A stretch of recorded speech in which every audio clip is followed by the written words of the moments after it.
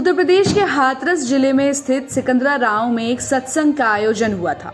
उस सत्संग में भारी भीड़ जुटी थी, जिसके बाद भगदड़ मच गई और भगदड़ में मरने वालों की संख्या 121 तक पहुंच गई।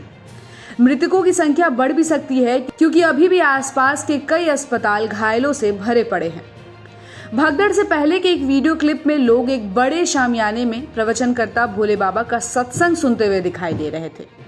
बाबा उनके सामने सिंहासन जैसी कुर्सी पर बैठे थे और जानकारी के मुताबिक प्रवचनकर्ता भोले बाबा ने 1990 के दशक में पुलिस की नौकरी छोड़ दी थी और पुलिस सेवा में रहते हुए ही सत्संग करने लगे थे। कहा जाता है कि उनके भक्तों में नेता भी शामिल हैं। भोले बाबा में उत्तर प्रदेश के लोगों में काफी आस्था है। उत्तर प्रदेश के अलावा दिल्ली, राजस्थान और मध्य प्रदेश में भी भोले बाबा के भक्त मौजूद हैं। कुछ लोगों का कहना है कि भोले बाबा के आश्रम में कई राज छिपे हैं। तो आइए आपको बताते हैं इस बाबा के काले चिट्ठों का राज क्या है। दरअसल भोले बाबा को हमेशा सफेद सूट में देखा गया है। साथ ही ये भी सुनने को मिल रहा है कि बाबा के कमरे में सिर्फ लड़कियों की ही एंट्री थी। नारायण साकार ने एक आम शख्स से स्वयंभू बाबा तक का सफर बहुत कम समय में पूरा कर लिया गया। वो वैसे तो मूल रूप से कासगंज के रहने वाले हैं और बाबा के पिता एक किसान थे। गांव में ही बाबा ने अपनी पढ़ाई पूरी की थी और भोले बाबा 3 भाई हैं।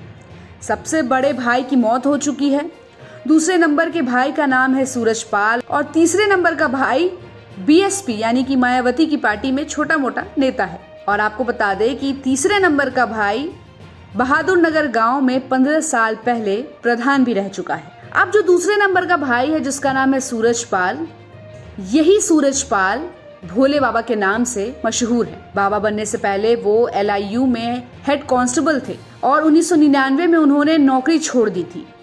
बाबा बनने के बाद सफेद सूट इनकी पहचान रही और इनकी पत्नी का नाम प्रेमवती है। ऐसे आरोप लगाए जा रहे हैं कि भोले बाबा के लिए कई एजेंट काम कर रहे थे। वो एजेंटों को भ्रमित करने के लिए पैसे देते थे और जनता को भ्रमित करने के लिए एजेंट कहते थे कि बाबा की उंगली पर चक्र दिखाई देता है। नारायण साकार पर यह भी आरोप लगते हैं कि उन्होंने गांव की जमीनों पर अवैध कब्जा कर आश्रम बनाया है। उन पर यह भी आरोप लगते हैं कि इनके आश्रम पर खूबसूरत लड़कियां रहती हैं। इनके कमरे में लड़कियों के अलावा सिर्फ खास लोगों की एंट्री है। बाकी किसी भी लोग को भोले बाबा के कमरे में अंदर जाने की इजाजत नहीं है। किसी बाहर के आदमी को तो उनके कमरे में जाने की इजाजत कतई नहीं दी जाती है। साथ ही साथ ये भी पता चला है कि भोले बाबा के पास बहुत महंगी लग्जरी गाड़ियां हैं। हालांकि बाबा जो लग्जरी गाड़ियां इस्तेमाल करते हैं उनमें से एक का भी रजिस्ट्रेशन उनके नाम पर नहीं है। सभी गाड़ियां दूसरे लोगों, खास तौर पर भक्तों के नाम पर है। बाबा ने अपने नाम पर कुछ नहीं रखा है। बताया जा रहा है कि एक बार ये जेल भी जा चुके हैं। हालांकि पिछले कुछ समय से बाबा की मान्यता लगातार बढ़ रही है और पिछले साल बाबा के दरबार में उत्तर प्रदेश के पूर्व मुख्यमंत्री और सपा अध्यक्ष अखिलेश यादव भी पहुंचे थे। अखिलेश की बाबा के दरबार में पहुंचने की तस्वीरें सोशल मीडिया पर वायरल भी हो रही हैं। तो आपकी क्या राय बन रही है इस खबर पर और इस नारायण साकार यानी कि भोले बाबा पर? हमें कमेंट करके जरूर बताइएगा और ऐसे ही खबरों के लिए देखते रहिए सारा समय का डिजिटल प्लेटफॉर्म। हमारे चैनल को लाइक और सब्सक्राइब करना बिल्कुल भी मत भूलिएगा।